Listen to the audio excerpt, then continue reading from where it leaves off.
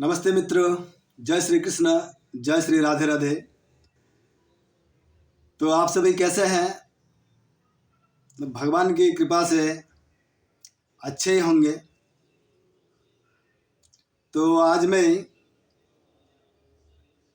नवधा भक्ति के प्रसंग में जो वर्णन किए थे हम, उसके बाद में जो आता है उपसंहार सारांश, मैं उसी को आज वर्णन करने जा रहा हूँ। तो आप लोग मनोयोग दे करके इसको ध्यान से सुनिएगा और मेरे ये गौर गोविंद टीवी को जरूर से जरूर सब्सक्राइब करिएगा तथा कमेंट करके बोलिएगा, लाइक कीजिएगा। तो इसका वर्णन मैं करने जा रहा हूँ। तो भगवान को प्राप्त करने के लिए कर्मयोग, कर्म अर्थात योग, ज्ञान सभी मार्ग उत्तम है, परंतु भक्ति की तो शब्दों में बड़ी ही प्रशंसा की गई है। कर्म से, योग से, जप से, तप से, सबसे ऊंचे दर्जे के स्थान में भक्ति की प्रशंसा की गई है। नवधा भक्ति से जिनमें एक भी भक्ति होती है, ये जो 9 प्रकार के भक्ति है ना मित्रों, इसमें से अगर किसी मनुष्य को एक भी भक्ति भगवान की कृपा से हो जाए, वह संसार सागर से अनायास तर कर भगवान को पा जाता है। अगर एक भी भक्ति किसी के हृदय में आ जाए भगवान की दया से, कृपा से, गुरुदेव की कृपा से, तो वो अनायास ही इस संसार सागर को तर जाता है। फिर प्रहलाद की भांति जिनमें 9 भक्तियों का विकास है, उसका तो कहना ही क्या है। फिर जो मनुष्य को प्रहलाद की भांति 9 प्रकार की भक्ति उपलब्ध है, तो उस मनुष्य के तो बात ही क्या है। ऊपर 9 भक्तियों के वर्णन में जिन जिन भक्तों के नाम उदाहरण में दिए गए हैं, उनमें केवल एक ही भक्ति का विकास था, ऐसी बात नहीं है। जिन जिन भक्तों का वर्णन किया गया है, उनमें एक ही भक्ति का विकास नहीं था, उनमें से बहुत से भक्ति का विकास था। जिनमें जिस भक्त की भाव की प्रधानता थी, उनका उसी में नाम लिखा गया। जिस भक्ति में जिस भक्त का प्रधान थी, उसी भक्ति में उस भक्त का वर्णन किया गया तथा दोबारा नाम न आने का भी ख्याल रखा गया है। सिर्फ यही बात नहीं है, अभी तो और दूसरे भक्ति में उस भक्त का दोबारा नाम गौण रूप से लिया गया है, मुख्य रूप से नहीं लिया गया है। वस्तु तो वे लोग धन्य हैं जो भगवान की भक्ति में अपना मन लगाते हैं। संसार में वही लोग धन्य हैं जो भगवान की भक्ति में, भगवान की कथा में, भगवान की लीलाओं में मन लगाते हैं, मनन करते हैं। वही लोग संसार में धन्य हैं, धन्य माने जाते हैं। और वह कुल भी धन्य है जिसमें भगवान के भक्त उत्पन्न होते हैं। तो उस कुल भी धन्य है जिस कुल में अगर एक भी भगवान का भक्त जन्म लिया हो, उत्पन्न हुआ हो, उस कुल को भी धन्य माना गया है। परम पवित्र कर देता है उस कुल को भी। भगवान श्री शिव जी पार्वती जी से कहते हैं, क्या कहते हैं भगवान श्री शिव जी माता पार्वती जी से? सो कुल धन्य उमा सुनो जगत पूज्य सुपुनीता श्री रघुवीर परायण जहि नारायण विनीत। सियावर रामचंद्र की जय, पवन पुत्र हनुमान की जय, उमा महेश्वर की जय। तो सो कुल धन्य उमा सुनु जगत पूज्य सुपुनीता, वो कुल धन्य है जिस कुल में भगवान के भक्त उत्पन्न होते हैं एवं जगत में वे पूजनीय हो जाते हैं। जैसे राक्षस कुल में भी प्रहलाद उत्पन्न हुए थे और प्रहलाद के नाम आज भी सारे संसार में आदर के साथ लिया जाता है, उदाहरण के साथ लिया जाता है। श्रीमद् भागवत में श्रवण आदि भक्ति की महिमा में कहा है कि जो लोग बारंबार तुम्हारे चरित्रों का श्रवण, गायन, वर्णन एवं शरण करते हैं और जो आनंदमग्न होते रहते हैं, वे ही शीघ्रातिशीघ्रम संसार के प्रवाह को शांत कर देने वाले आपके चरण कमलों का दर्शन पाते हैं।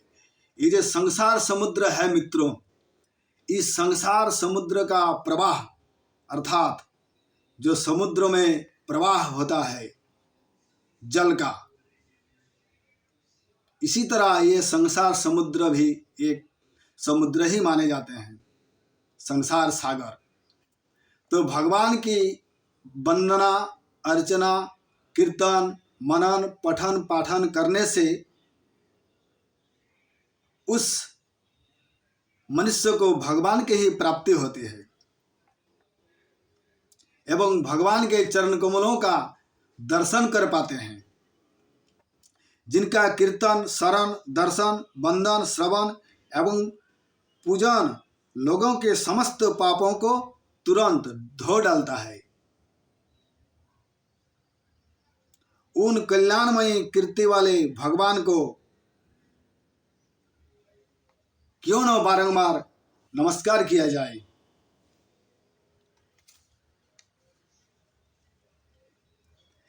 परम कल्याण के स्वामी भगवान श्री कृष्ण में जिनका प्रेम है, वह तो अमृत के समुद्र में क्रीड़ा कर रहे हैं, अर्थात खेल कर रहे हैं।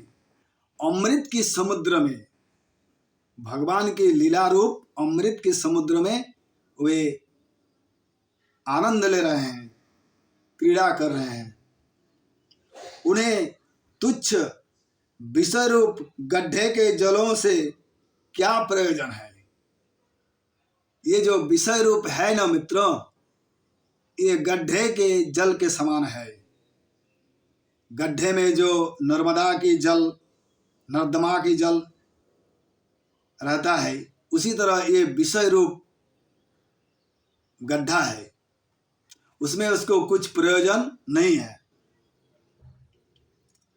भगवान स्वयं अपनी तरण तारिणी भक्ति की प्रशंसा करते हुए उद्धव जी से कहते हैं कि हे उद्धव, मैं जिस प्रकार अनन्य भक्ति से प्रसन्न होता हूँ, उस प्रकार योग, सांख्य, धर्म, स्वाध्याय, तपस्या, त्याग आदि से प्रसन्न नहीं होता। मैं जिस प्रकार भक्ति से प्रसन्न होता हूँ, उस प्रकार मैं योग, तप, स्वाध्याय, पठन पाठन से नहीं होता। संतों का परम प्रिय आत्मा रूप मैं एक श्रद्धा भक्ति से ही प्रसन्न होता हूँ। संतों का परम प्रिय श्रद्धा रूप भक्ति से ही मैं अति प्रसन्न होता हूँ। मेरी भक्ति जन्मतः चंडालों को भी पवित्र कर देती है। मेरी भक्ति जो जन्म से चंडाल है, मेरी भक्ति करने से उसको भी पवित्र कर देता है। मेरी भक्ति से रहित जीवों को सत्य और दया आदि से युक्त धर्म तथा तपस्या युक्त विद्या भी पूर्णतः पवित्र नहीं कर सकती।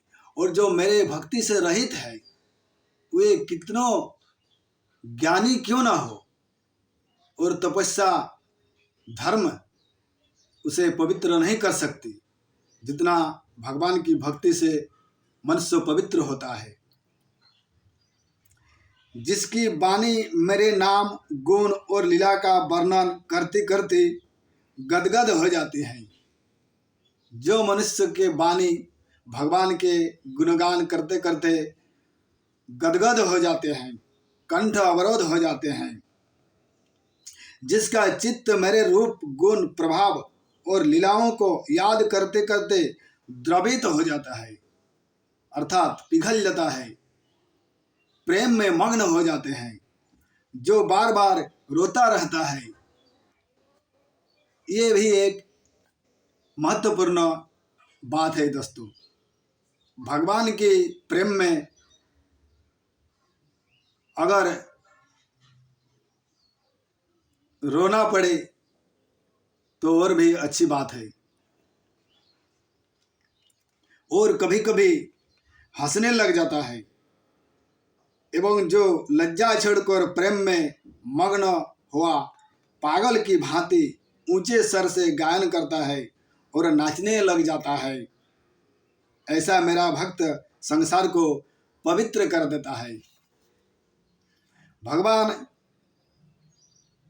श्री गीता जी में अर्जुन से कहते हैं, जिस प्रकार तुमने मुझको देखा है इस प्रकार चतुर्भुज स्वरूप वाला मैं न वेदों से, न तप से, न दान से और न यज्ञ से ही देखा जा सकता हूँ, परंतु नहीं देखा जा सकता हूँ। परंतु हे परंतप अर्जुन, अनन्य भक्ति के द्वारा इस प्रकार चतुर्भुज रूप वाला मैं प्रत्यक्ष देखने के लिए, तत्व से जानने के लिए तथा प्रवेश करने के लिए अर्थात एक ही भाव से प्राप्त होने के लिए भी शक्य हूँ, अर्थात सरल हूँ। अनन्य भक्ति के द्वारा जो मेरे भक्त मुझ में अनन्य भक्ति करते हैं उसे मैं सहज ही सरल ही देखता हूँ, दिख जाता हूँ। तथा भक्त श्री काकभूषुंडी जी कहते हैं, क्या कहते हैं, राम भगति चिंतामणि सुंदर बसई गरुड़ जाके उरयंतर परम प्रकाश रूप दिन राति नहीं कछु चाहिए दिया घृतवाति मोह दरिद्र निकट नहीं आवा लोभ बात नहीं ताहि सुझावा प्रबल अविद्या तम मिट जाई हार ही सकल सलभ समुदाय खल कमादि निकट नहीं जाही बसई भगति जाके युरमाही। तो राम भगति चिंतामणि सुंदर, राम भक्ति रूपी चिंतामणि जिनके हृदय में बस गया हो उसको बिना घी के भी जैसे दिया जलती है तो उसको भीतर में और बाहर में दोनों तरफ बिना तेल के बिना घी के प्रकाशमय हो जाता है। और हर ही सकल सलभ समुदाय खल कामादि निकट नहीं जाही बसई भगति जाके युरमाही।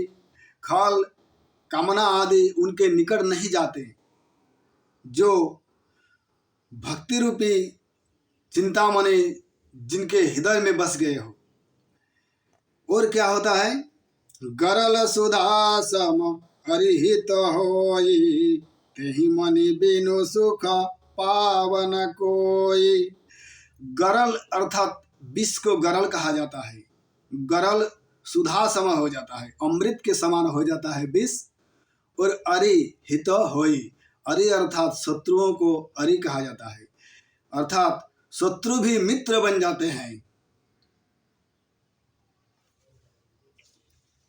व्यापहि मानस रोग न भारी, जिन्हके बस सब जीव दुखारी। और उनको ये संसार के भारी रोग नहीं सताते हैं, संसार रूपी विषय वासना के रोग नहीं सताते हैं। जिनके बस में सारे विश्व दुखी है, वो माया उनके पास नहीं आ सकती।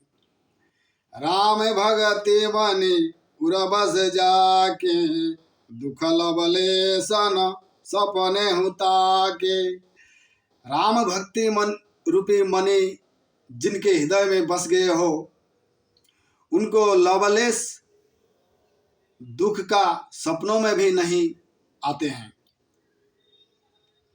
चतुर शिरोमणि तेई जग माही, जे मनि लागे सुजत न कराही।